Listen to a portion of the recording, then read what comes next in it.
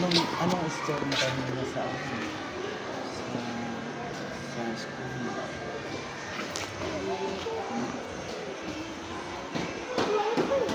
Ha? Ano? Pero marami tayong tama. Anong sabi ni picture mo? Ha? Sabi niya may kasauluhin ka daw.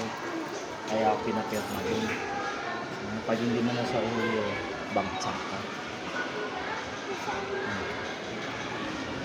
Kaya pinapirma ako. Kaya sasauluhin mo yun.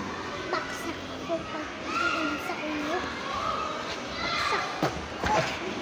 Paano makapagbasa kung hindi mo sasauluhin? Babaksak ko.